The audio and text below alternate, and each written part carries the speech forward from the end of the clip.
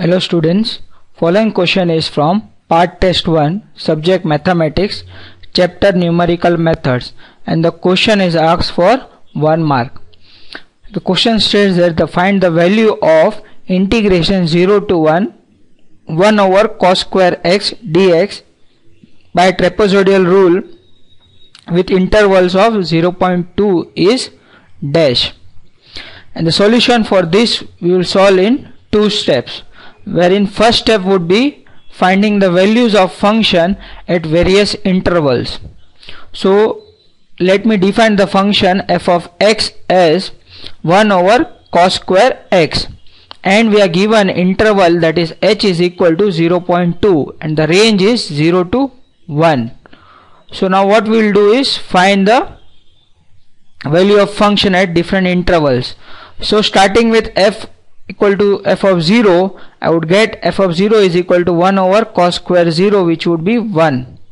Now taking the interval, considering the interval that is h is equal to 0.2, my next value of x would be 0.2. So f of 0.2 would be equal to 1 over cos square 0.2, which would give me the result equal to 1.041. Now proceeding further, similarly f of 0.4 would be equal to 1 over cos square 0.4, which would be 1.179. Again f of 0.6 would be equal to 1 over cos square 0.6, which is 1.468. And f of 0.8 would be equal to similarly 2.06, and finally f of 1 would be equal to 3.426. Now next we will move to step 2, which is applying the trapezoidal rule. So trapezoidal rule states that my integration I is equal to 0 to 1 f of x dx, which would be equal to h over 2 multiplied by f of 0 plus f of 1, that is f of initial limit plus f of final limits plus 2 times the remaining terms.